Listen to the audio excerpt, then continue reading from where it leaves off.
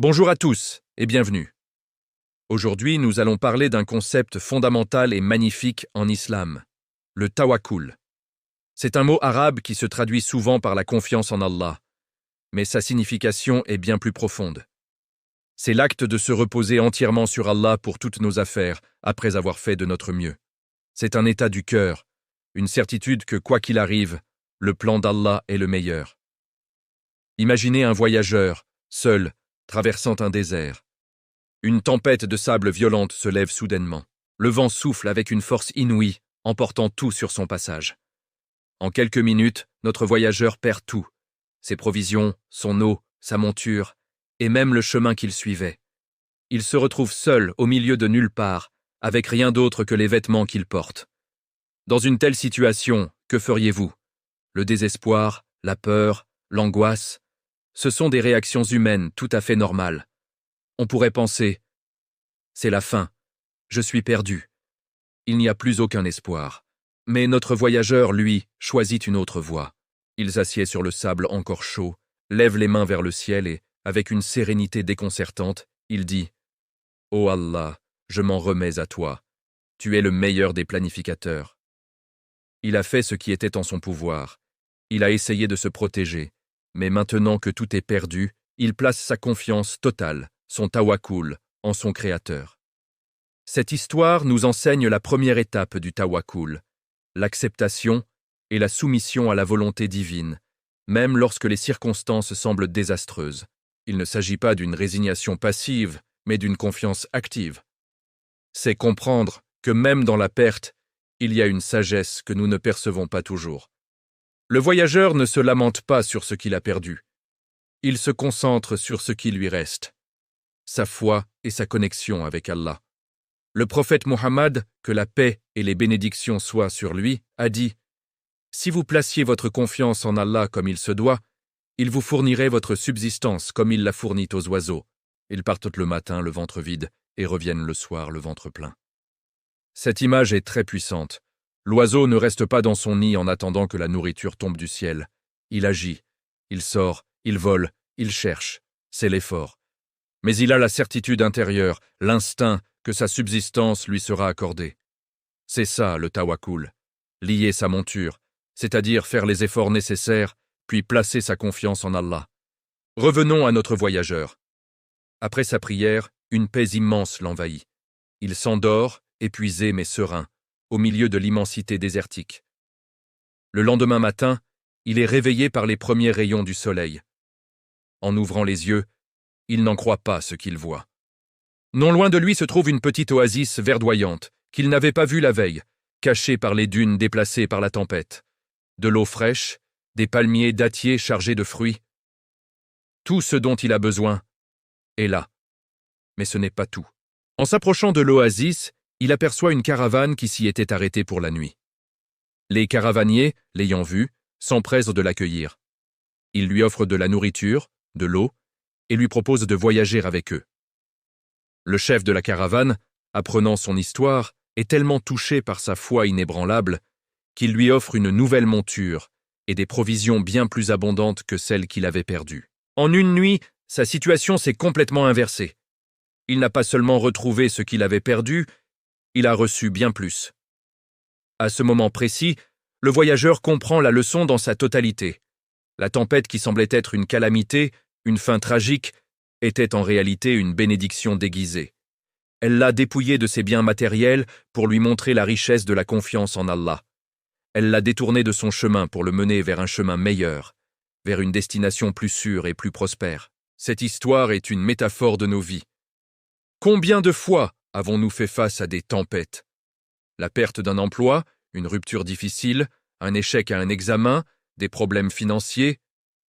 Dans ces moments, notre premier réflexe est souvent la panique. Nous nous sentons perdus, abandonnés. Nous pensons que notre monde s'écroule. Mais si nous parvenons à activer notre tawakkul, à faire les efforts pour nous relever tout en plaçant notre confiance absolue en Allah, nous verrons que ces épreuves sont souvent des tournants. Le tawakkul ne garantit pas que nous obtiendrons toujours exactement ce que nous voulons, quand nous le voulons. Parfois la réponse à notre confiance n'est pas une caravane pleine de richesses, mais plutôt la force intérieure de continuer la patience de supporter l'épreuve ou la clarté d'esprit, pour voir une nouvelle opportunité que nous n'aurions jamais envisagée autrement. Le tawakkul, c'est la certitude qu'Allah nous donnera ce qui est le meilleur pour nous, même si ce n'est pas ce que nous avions demandé. Il est important de souligner que le tawakkul n'est pas un prétexte à la paresse ou à l'inaction. L'islam nous enseigne l'équilibre parfait entre l'effort et la confiance. Nous devons planifier, travailler dur, chercher des solutions, consulter des experts. Nous devons, comme le dit le hadith, attacher notre chameau. Mais une fois que nous avons fait tout ce qui est humainement possible, nous devons libérer notre cœur de l'anxiété du résultat. Nous laissons le résultat à Allah, en ayant la certitude qu'il gérera l'affaire de la meilleure des manières. Pensez à Mariam, la mère de Jésus. Lorsqu'elle ressentit les douleurs de l'accouchement, seule et angoissée, Allah lui a dit de secouer le tronc du palmier pour en faire tomber des dattes fraîches. Allah aurait pu faire tomber les dattes sans qu'elle n'ait à faire le moindre effort. Mais il lui a demandé d'agir. C'est un enseignement puissant. Même dans les situations les plus difficiles, où l'aide divine est évidente, notre part d'effort est requise. Cet effort, aussi minime soit-il, est l'expression de notre engagement. Le résultat, lui, appartient à Allah. Comment développer concrètement ce tawakkul dans notre quotidien? Cela commence par la connaissance d'Allah, par l'étude de ses noms et attributs. Quand on sait qu'il est Al-Razzaq, le pourvoyeur, Al-Wakil, le garant, Al-Alim, l'omniscient, notre cœur trouve la paix. Ensuite, il faut s'entraîner. Commencez par de petites choses. Lorsque vous êtes stressé pour un petit souci, faites l'effort nécessaire, puis dites consciemment « Ya Allah, je te confie cette affaire » et essayez de lâcher prise. Progressivement, vous pourrez appliquer ce principe à des situations de plus en plus importantes. La prière, l'invocation, dua et la lecture du Coran sont des outils essentiels pour renforcer notre tawakkul. Ils sont notre ligne directe avec notre Créateur, le rappel constant que nous ne sommes jamais seuls. Le Coran est rempli d'histoires de prophètes qui ont incarné le tawakkul à la perfection. Ibrahim dans le feu, Moussa face à la mer, Younous dans le ventre de la baleine, et bien sûr, notre prophète Muhammad lors de l'hégire, caché dans la grotte avec son compagnon. Leur confiance n'a jamais failli et le secours d'Allah est toujours venu. En conclusion, le tawakkul est un voyage spirituel, un muscle de la foi qui se renforce avec la pratique. Ce n'est pas l'absence de peur ou d'anxiété, mais c'est le choix de placer notre confiance en Allah au-dessus de ses émotions. C'est la clé de la paix intérieure et de la résilience face aux tempêtes de la vie. Rappelez-vous de notre voyageur. Ce qui semblait être une perte totale était en fait le prélude à un gain bien plus grand. Alors, la prochaine fois que vous ferez face à une difficulté, attachez votre chameau, faites de votre mieux, puis levez les mains et confiez votre cœur à celui qui ne vous abandonnera jamais. Merci d'avoir regardé cette vidéo. J'espère qu'elle vous a été bénéfique. N'hésitez pas à partager vos propres expériences avec le tawakkul dans les commentaires. Si ce contenu vous a plu, pensez à vous abonner et à activer la cloche pour ne rien manquer. Prenez soin de vous et à très bientôt. Assalamu alaikum wa rahmatullahi wa barakatuh. Bienvenue à tous sur notre chaîne. Aujourd'hui, j'aimerais partager avec vous une histoire inspirante. Une histoire qui nous rappelle la puissance et la beauté du Coran dans la vie d'un croyant, même le plus jeune d'entre nous. C'est l'histoire de la lumière du Coran dans le cœur d'un enfant. Imaginez un petit village paisible, niché entre des collines verdoyantes. Dans ce village vivait un jeune garçon nommé Omar. Omar était un enfant comme les autres, plein de vie, aimant jouer avec ses amis du matin au soir.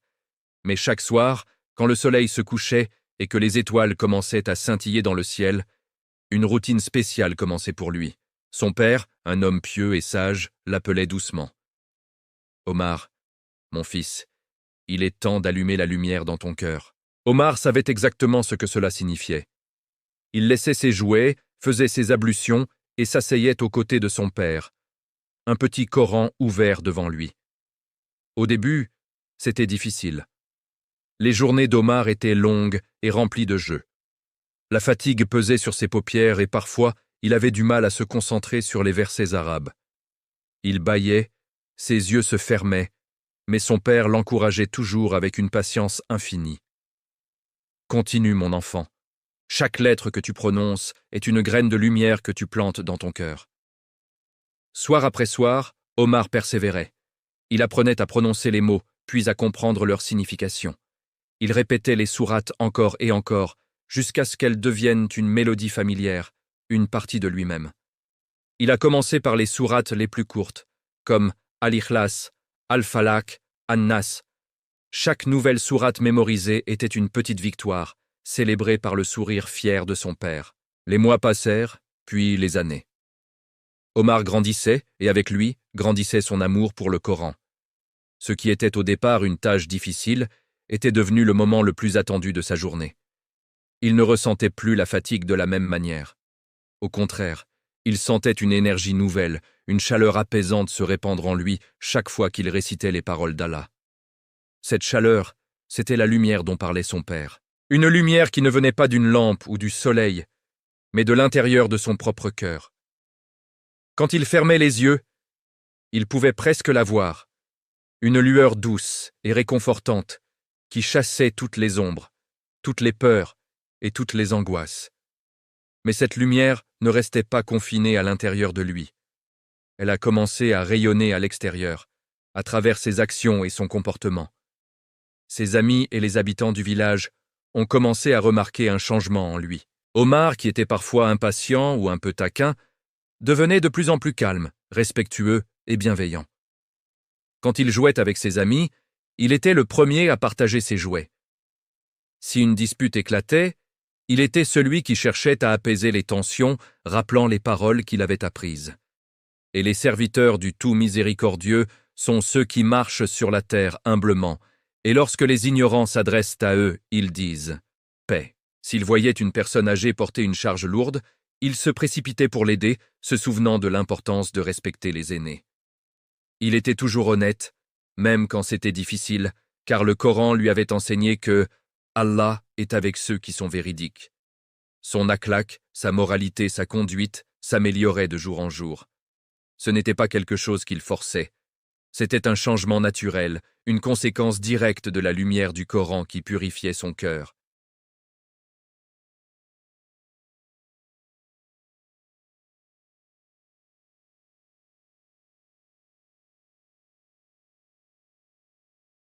Un jour, un voyageur de passage s'arrêta dans le village.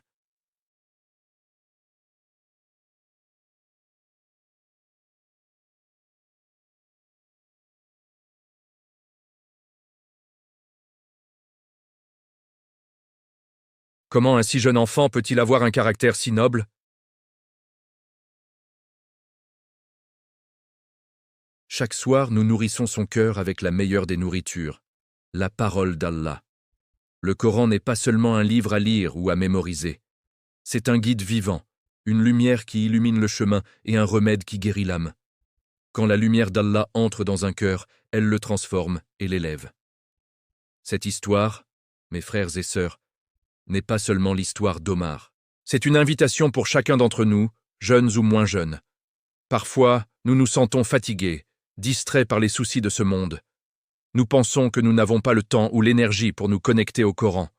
Mais l'histoire d'Omar nous montre que c'est précisément dans ces moments de fatigue et de faiblesse que nous avons le plus besoin de cette lumière. La récitation et la méditation du Coran ne sont pas une charge supplémentaire, mais une source d'énergie, de paix et de guidance. Chaque verset que nous lisons est une conversation avec notre Créateur. Chaque histoire que nous méditons est une leçon pour notre vie. Chaque commandement que nous suivons est un pas de plus vers le succès dans cette vie et dans l'au-delà. La parole d'Allah a le pouvoir de purifier nos cœurs, d'adoucir nos caractères et d'élever notre rang auprès de lui. Elle nous apprend la patience dans l'épreuve, la gratitude dans l'aisance, l'humilité dans le succès et l'espoir dans le désespoir. Tout comme le jeune Omar, nous pouvons tous faire l'expérience de cette transformation. Commençons petit, peut-être juste 5 minutes par jour. Un verset, une page. L'important est la constance. Faisons du Coran notre compagnon quotidien, notre confident, notre guide. Laissez sa lumière entrer dans vos cœurs et observez comment elle illumine chaque aspect de votre vie. Vous verrez votre comportement s'améliorer, vos relations s'épanouir et votre âme trouver une paix que ce monde ne peut offrir. Rappelez-vous les paroles du prophète Muhammad, que la paix et les bénédictions soient sur lui. Le meilleur d'entre vous est celui qui apprend le Coran et l'enseigne. Faisons l'effort d'être parmi les meilleurs. Plantons les graines de la lumière coranique dans nos cœurs et dans ceux de nos enfants, et regardons-les fleurir en jardin de bonne moralité et de foi. Cette transformation intérieure est le plus beau cadeau que nous puissions nous offrir. C'est un voyage qui commence par un simple pas, une simple intention de se rapprocher du livre d'Allah. Que nous soyons au début de ce chemin ou que nous y marchions depuis des années, il y a toujours plus de lumière à découvrir, plus de sagesse à acquérir. N'oubliez jamais que la parole d'Allah est vivante. Elle interagit avec nous parle, nous console et nous guide. Elle est la corde solide d'Allah qui nous relie à lui. Tenons-la fermement et nous ne nous égarerons jamais. J'espère que cette histoire vous a inspiré. Qu'Allah fasse du Coran la lumière de nos cœurs, le guide de nos vies et notre intercesseur au jour du jugement. Qu'il nous aide à le lire, à le comprendre et à mettre en pratique ses enseignements. Merci de nous avoir écoutés. N'hésitez pas à partager cette vidéo avec vos proches pour que nous puissions tous bénéficier de ce rappel. Abonnez-vous à la chaîne pour plus de contenu inspirant. Que la paix et les bénédictions d'Allah soient sur vous. Assalamu alaikum. Salam alaikum wa rahmatullahi wa barakatuh. Bienvenue à tous dans cette nouvelle vidéo où nous allons explorer ensemble la profondeur infinie de la miséricorde d'Allah, Ar-Rahman, Ar-Rahim. Aujourd'hui, nous allons partager une histoire magnifique, tirée d'un hadith qui nous montre à quel point le pardon d'Allah est accessible. Peu importe le poids de nos péchés, tant que notre retour vers lui est sincère. C'est une histoire qui, je l'espère, apaisera vos cœurs comme elle a apaisé le mien. Imaginez la scène. Un homme, le cœur lourd, le visage marqué par l'inquiétude, s'approche du meilleur des hommes, le prophète Muhammad, que la paix et les bénédictions d'Allah soient sur lui. Cet homme n'est pas venu pour poser une question sur le commerce ou l'héritage. Non, il est venu avec un fardeau qui écrase son âme, le poids de ses propres fautes. On peut presque sentir son anxiété, sa peur du jugement, son désespoir. Il se présente devant le messager d'Allah et lui dit, avec une voix tremblante, « Ô messager d'Allah, mes péchés sont si nombreux, mes péchés sont si nombreux. » Réfléchissons un instant à cet aveu. Combien de fois nous sommes-nous sentis comme cet homme? Combien de fois, seuls dans le silence de la nuit, avons-nous été submergés par le regret de nos erreurs, de nos manquements, de nos désobéissances? On se dit, comment Allah pourrait-il me pardonner? J'ai encore recommencé. J'avais promis de ne plus le faire. C'est un sentiment humain, une ruse de Shaitan pour nous faire désespérer de la miséricorde divine. Mais regardez la réponse du prophète. Il ne l'a pas réprimandé. Il ne l'a pas jugé. Il ne lui a pas dit « Tu n'aurais pas dû pécher ». Non, avec une douceur et une sagesse incomparables, il lui a posé une question simple, mais si profonde. Dis-tu « La ilaha illa Allah » ? Attestes-tu qu'il n'y a de divinité digne d'adoration qu'Allah ? L'homme, un peu surpris peut-être, répondit « Oui, ô messager d'Allah, et j'atteste que tu es son messager. » Le prophète a commencé par le commencement, par la fondation même de notre foi. Le tawhid, l'unicité d'Allah. C'est la clé de tout. Avant même de parler de pardon, il lui a rappelé la base de sa relation avec le Créateur. En affirmant la ilaha illallah, l'homme réaffirmait sa soumission, sa croyance fondamentale. Puis, le prophète lui a offert le remède le plus puissant contre le désespoir. Il lui a rappelé un des plus beaux noms d'Allah. Il lui a dit, en substance, « Sache que la proclamation de la ilaha illallah, si elle est dite avec sincérité, efface ce qui l'a précédé. » Le prophète lui a rappelé qu'Allah est Ar-Rahman, le très miséricordieux, dont la miséricorde englobe toute chose. Il lui a rappelé qu'Allah est Al-Ghafour, le pardonneur, celui qui ne se lasse jamais de pardonner. Imaginez l'effet de ces paroles sur l'homme. Il est venu avec un cœur brisé, pensant être perdu, et il reçoit une réponse qui est comme une pluie bienfaisante sur une terre aride. Il comprend que la porte n'est pas fermée. Il comprend que peu importe la montagne de péchés qu'il a pu accumuler, la miséricorde d'Allah est encore plus vaste. C'est un océan sans rivage. Face à cette vérité éclatante, face à cette démonstration d'amour et de miséricorde de la part d'Allah, transmise par son bien-aimé prophète, l'homme n'a pu retenir ses larmes. Il s'est mis à pleurer, Mais ce n'étaient pas des larmes de désespoir comme celles avec lesquelles il était peut-être arrivé.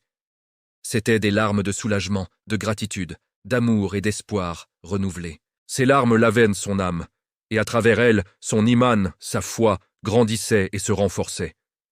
Il a compris la leçon la plus importante. Tant qu'un serviteur revient vers Allah, avec sincérité, avec ce qu'on appelle en arabe « ikhlas », il trouvera toujours la porte du repentir et du pardon grande ouverte. Cette histoire, mes frères et sœurs, n'est pas juste une anecdote du passé. Elle est pour chacun d'entre nous, aujourd'hui. Nous sommes tous cet homme, à différents moments de notre vie. Nous péchons tous. Le prophète nous a enseigné. Tous les fils d'Adam sont des pécheurs, et les meilleurs des pécheurs sont ceux qui se repentent. Le péché n'est pas une fin en soi. C'est le désespoir qui est dangereux. Le vrai échec n'est pas de tomber, mais de refuser de se relever et de retourner vers Allah. Allah lui-même nous appelle dans le Coran. Dit, « Ô mes serviteurs qui avez commis des excès à votre propre détriment, ne désespérez pas de la miséricorde d'Allah, car Allah pardonne tous les péchés. Oui, c'est lui le pardonneur, le très miséricordieux. » C'est une invitation directe, personnelle de notre Créateur. Il ne dit pas « les bons serviteurs », il dit « Ô mes serviteurs qui avez commis des excès ». Il nous appelle malgré nos fautes, il nous revendique comme siens et nous invite à revenir. Quelle générosité! Le repentir sincère, la tauba nasuha, repose sur 3 conditions essentielles lorsque le péché est entre nous et Allah.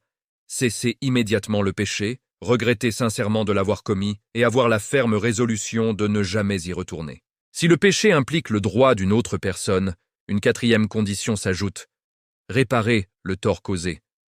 Mais la clé de tout, c'est la sincérité, l'ikhlas.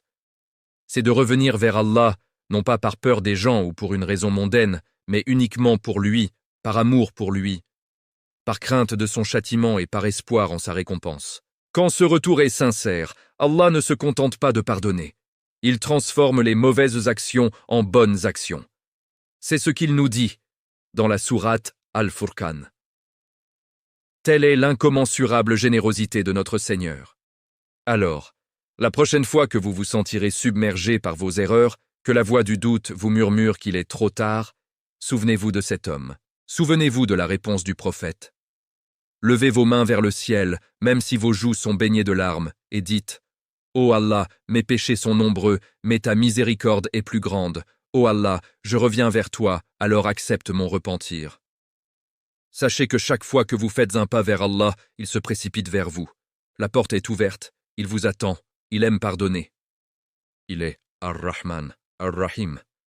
Ne laissez jamais personne, et surtout pas Shaitan vous faire douter de cela. J'espère que ce rappel aura été bénéfique pour vous comme il l'a été pour moi. La miséricorde d'Allah est un sujet sur lequel nous ne méditerons jamais assez. C'est une source d'apaisement et de motivation pour devenir meilleur. Merci de nous avoir suivis. N'oubliez pas de vous abonner à la chaîne pour ne pas manquer nos prochaines vidéos et de partager ce rappel avec ceux que vous aimez, car rappeler la miséricorde d'Allah est l'une des plus belles choses que l'on puisse faire. Qu'Allah nous pardonne tous nos péchés, les cachés comme les apparents, et qu'il nous fasse miséricorde. À bientôt, Inch'Allah. Salam alaikum. Au cœur d'un village ancien, où les maisons en terre se blottissaient les unes contre les autres, vivait un homme nommé Yassir. Yassir n'était pas riche, loin de là. En fait, selon les standards de la plupart des gens, il était ce qu'on appellerait un homme très pauvre. Sa maison était la plus petite du village, son travail lui rapportait à peine de quoi se nourrir, et ses vêtements étaient rapiécés en de nombreux endroits. Pourtant, Yassir possédait une richesse que peu de gens comprenaient, un cœur débordant de générosité. Chaque matin, en se rendant à la boulangerie du village, Yassir achetait une seule et unique galette de pain. C'était tout ce qu'il pouvait se permettre. Cette galette devait lui suffire pour toute la journée. Mais sur le chemin du retour, il croisait toujours des visages marqués par la faim. Un enfant aux yeux tristes, une veuve assise sur le bord de la route, un vieil homme trop faible pour travailler.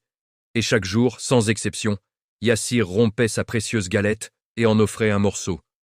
Parfois la moitié, parfois un tiers, parfois juste un petit bout. Mais il partageait toujours. Les autres villageois le regardaient souvent avec un mélange de pitié et d'incompréhension. L'un de ses voisins, un marchand prospère nommé Omar, l'interpella un jour. « Yassir, je ne comprends pas. Tu as à peine de quoi manger toi-même. Pourquoi donnes-tu le peu que tu as? Garde-le pour toi, tu en as plus besoin que quiconque. » Yassir sourit doucement, un sourire qui illuminait son visage fatigué. Il montra le ciel avec son doigt et répondit d'une voix calme. « Omar, mon ami, ma richesse ne se mesure pas à ce que je garde, mais à ce que je donne. Je suis les enseignements de notre bien-aimé prophète Muhammad, que la paix et les bénédictions soient sur lui. Il nous a appris que la charité, la sadaka, n'est pas réservée aux riches. Il a dit qu'un sourire est une sadaka, une bonne parole est une sadaka, et même partager un morceau de date est une sadaka. Mon morceau de pain, aussi petit soit-il, est ma façon de suivre sa voie. » Omar secoua la tête, perplexe. « Mais comment survis-tu? Tu donnes la moitié de ta nourriture, c'est illogique. Tu devrais être de plus en plus faible chaque jour. » Yassir posa une main sur son cœur. C'est là que réside le miracle d'Allah. Chaque fois que je donne, je ne me sens pas plus faible, mais plus fort. Chaque fois que je partage, je ne ressens pas la faim, mais une satiété que la nourriture seule ne peut procurer. C'est la baraka, la bénédiction divine. Allah a promis de multiplier la récompense de celui qui donne, et il a aussi promis de pourvoir aux besoins de ses serviteurs. Je place ma confiance en lui, et il ne m'a jamais abandonné. Les jours, les mois et les années passèrent. La routine de Yassir ne changea pas. Chaque matin, une galette de pain. Chaque jour, un morceau partagé. Les gens s'habituèrent à sa générosité. Les enfants du village couraient vers lui en le voyant, non pas seulement pour le pain, mais pour son sourire chaleureux et ses paroles bienveillantes. Il était devenu une figure emblématique, un rappel vivant de la compassion et de la foi. Pendant ce temps, le marchand Omar, malgré sa richesse grandissante, sentait un vide dans sa vie. Son entrepôt était plein de marchandises, sa bourse pleine de pièces d'or, mais son cœur était lourd. Il voyait Yassir, avec son unique galette, et il voyait plus de joie dans ses yeux que dans tous les miroirs de sa grande maison. Un hiver particulièrement rude s'abattit sur le village. La neige recouvrit les champs, le vent glacial soufflait à travers les fentes des portes, et le travail se fit rare. La faim commença à se faire sentir, même dans les familles qui s'en sortaient habituellement bien. Pour Yassir, la situation devint critique. Il n'avait plus les moyens d'acheter sa galette quotidienne. Pendant 2 jours, il ne mangea rien, buvant seulement de l'eau pour calmer les crampes de son estomac. Le 3e jour, affaibli mais toujours résolu, il rassembla ses dernières forces pour aller prier à la mosquée. Sur le chemin, il vit une mère et ses 2 jeunes enfants, grelottant de froid, le visage creusé par la faim. Le cœur de Yassir se serra. Il n'avait absolument rien à leur donner. Pour la première fois de sa vie, il se sentit impuissant. Les larmes lui montèrent aux yeux, non pas pour sa propre faim, mais parce qu'il ne pouvait pas aider les autres. Il leva les mains vers le ciel et pria silencieusement. « Ô Allah, toi qui es le pourvoyeur, le très miséricordieux, pardonne mon incapacité, je n'ai rien à offrir aujourd'hui, mais mon cœur est avec eux. Viens leur en aide, je t'en supplie. » Alors qu'il terminait sa prière, une caravane de voyageurs entra dans le village. Personne ne les connaissait. Ils semblaient perdus et épuisés par leur long voyage dans la neige. Le chef de la caravane, un homme à la barbe grisonnante et au regard noble, demanda aux villageois rassemblés sur la place. « Nous cherchons un abri et de la nourriture. Connaissez-vous quelqu'un ici qui soit réputé pour sa générosité, quelqu'un dont le cœur est ouvert aux étrangers ?» Plusieurs villageois se regardèrent, un peu gênés. Beaucoup pensèrent au marchand Omar, le plus riche d'entre eux. Mais avant que quiconque ne puisse parler, un petit garçon, l'un de ceux à qui Yassir donnait souvent du pain, cria d'une voix claire. « Allez voir Yassir! Il est le plus gentil de tous, il partage toujours son pain. » Un murmure parcourut la foule. Certains hochèrent la tête en signe d'approbation. Le chef de la caravane sourit et demanda qu'on le conduise à la maison de cet homme, Yassir. On le mena donc jusqu'à la minuscule cabane. Quand Yassir ouvrit la porte, il fut stupéfait de voir ce noble étranger et sa suite. Il se sentit honteux de son humble demeure et de son dénuement. « Bienvenue, dit-il d'une voix faible. Mais je crains de ne rien avoir à vous offrir, ma maison est vide. » L'étranger le regarda avec une profonde bienveillance. « On nous a dit que tu étais l'homme le plus généreux de ce village. On nous a dit que même dans la pauvreté, tu partages le peu que tu as. Nous ne sommes pas venus pour prendre, mais pour recevoir la bénédiction d'être tes hôtes. » Sur un signe de l'homme, ses serviteurs commencèrent à décharger des sacs de leurs chameaux. Des sacs de farine, de dattes, de riz, des jarres d'huile et de miel. Ils apportèrent des couvertures chaudes et des tissus.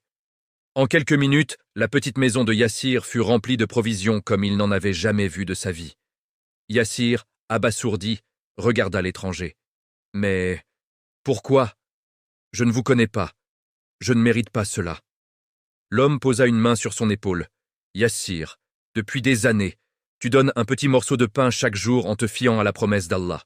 Tu n'as jamais cessé, même quand tu manquais. Tu pensais que tes dons étaient petits, mais aux yeux d'Allah, ils étaient immenses, car ils venaient d'un cœur pur. Allah a entendu ta prière aujourd'hui. Il ne t'a pas envoyé une galette de pain, il t'a envoyé une caravane entière. C'est sa façon de te montrer que sa générosité est sans limite, tout comme la tienne. » Les larmes coulaient maintenant sur les joues de Yassir, mais c'étaient des larmes de gratitude et de joie. Il comprit alors la pleine signification de la baraka. Ce n'était pas seulement une sensation de satiété, c'était la main d'Allah qui agissait de manière visible dans sa vie. La première chose que fit Yassir, avant même de toucher à la nourriture, fut d'appeler la mère et ses enfants qu'il avait vus plus tôt. Il appela ses voisins. Il appela tout le village. Il ouvrit sa maison et partagea avec tous la bénédiction qu'il venait de recevoir. Ce soir-là, personne dans le village n'eut faim. La petite maison de Yassir, remplie de monde, de rire et de l'odeur du pain frais, devint le lieu le plus riche du monde.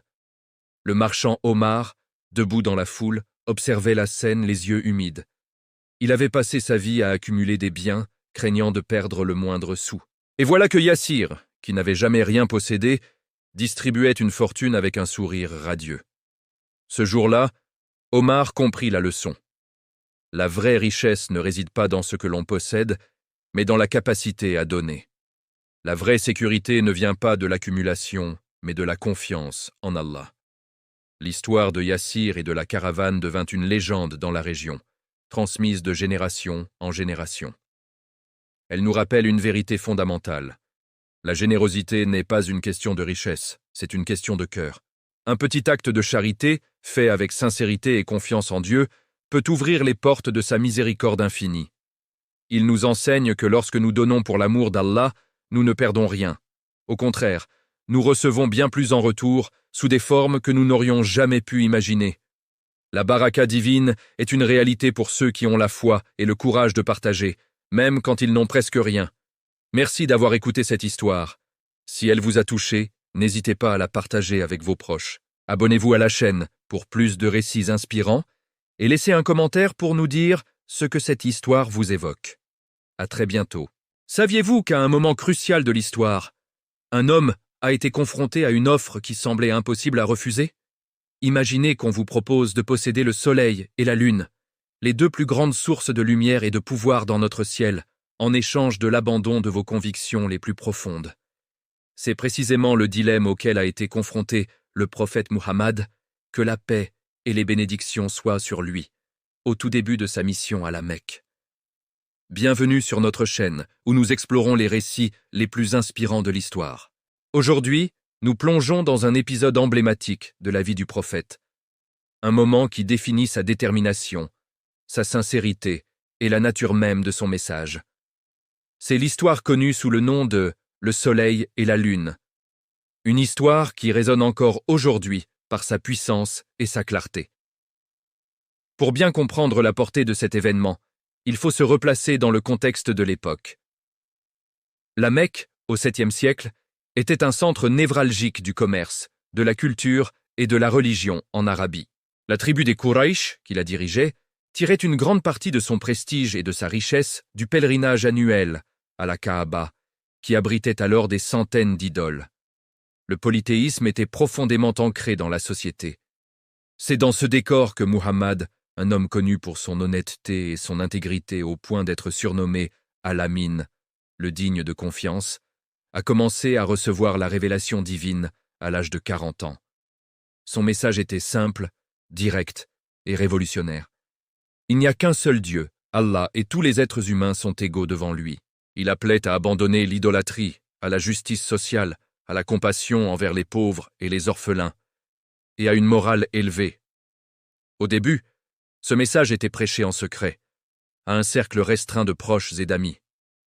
Mais lorsque l'ordre divin est venu de proclamer l'islam publiquement, les choses ont changé radicalement. La réaction des chefs Quraysh ne s'est pas fait attendre. Ils voyaient ce nouveau monothéisme non seulement comme une hérésie religieuse, mais aussi comme une menace directe à leur pouvoir, à leur économie et à leur mode de vie. Leur autorité était bâtie sur le système tribal et le culte des idoles. L'appel à un Dieu unique sapait les fondements mêmes de leur société. Ils ont donc commencé par se moquer. Ils traitaient le prophète de poète, de magicien, de fou. Ils le tournaient en dérision, lui et ses quelques compagnons. Mais en voyant que le message commençait à toucher les cœurs, notamment ceux des plus vulnérables et des jeunes, la moquerie s'est transformée en hostilité, puis en persécution. Les premiers musulmans, surtout ceux qui n'avaient pas la protection d'un clan puissant, ont subi des tortures physiques et psychologiques terribles. Certains, comme Bilal ibn Rabah ou la famille de Yassir, ont enduré des souffrances inimaginables pour leur foi.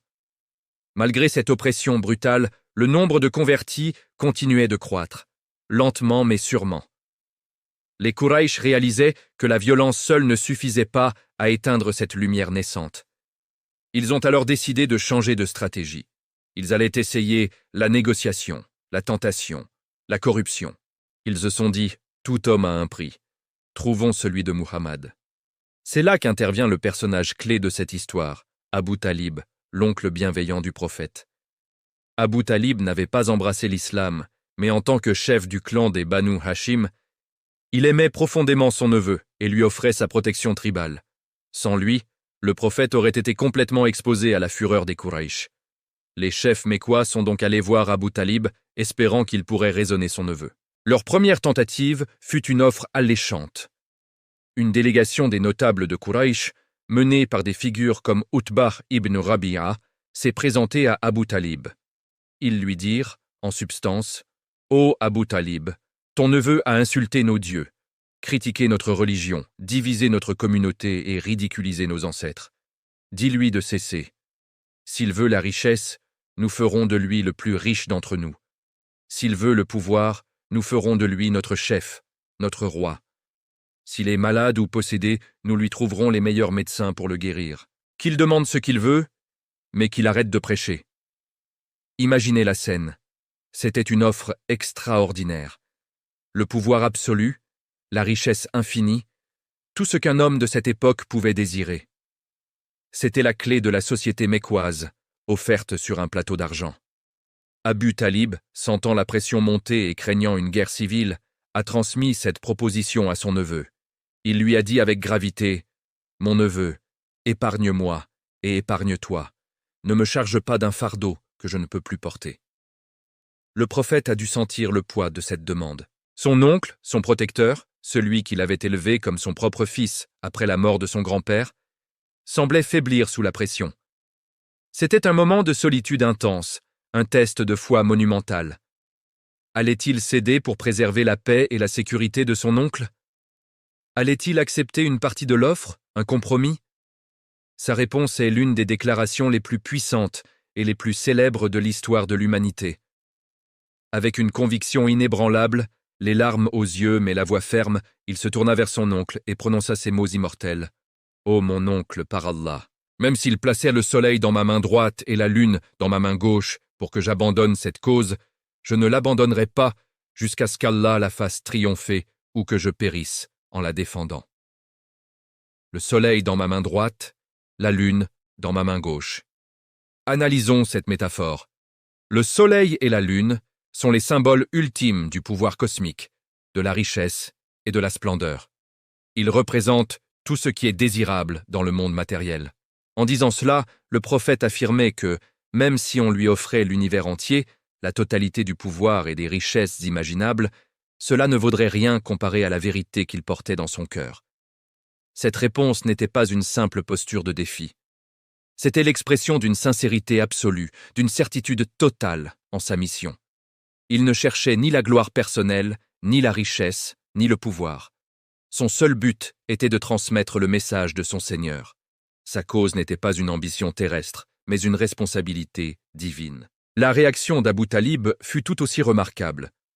Touché au plus profond de son être par la détermination et la sincérité de son neveu, il changea complètement d'avis. Il vit que ce n'était pas l'ambition qui parlait, mais une conviction pure et inaltérable. Il se releva et dit « Va, mon neveu, et dis ce que tu veux. Par Allah, je ne te livrerai jamais à eux. » La protection était non seulement maintenue, mais renforcée. Cette déclaration a eu un impact profond sur le cours des événements.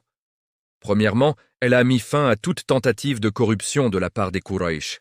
Ils ont compris qu'ils avaient affaire à un homme incorruptible, dont la foi ne pouvait être achetée. Leur stratégie de négociation avait échoué.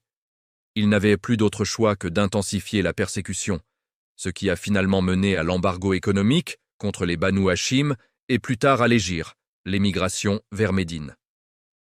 Deuxièmement, cette histoire a galvanisé les premiers musulmans.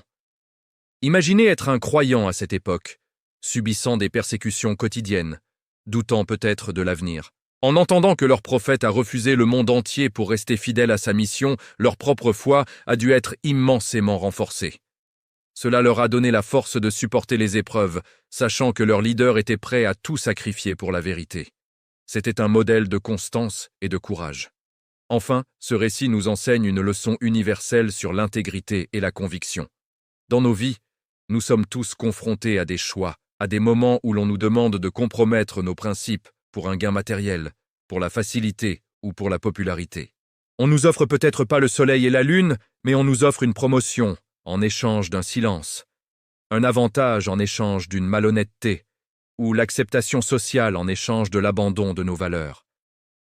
L'histoire du prophète nous rappelle que la véritable richesse ne réside pas dans ce que le monde peut nous offrir, mais dans la fidélité à ce que nous savons être juste et vrai.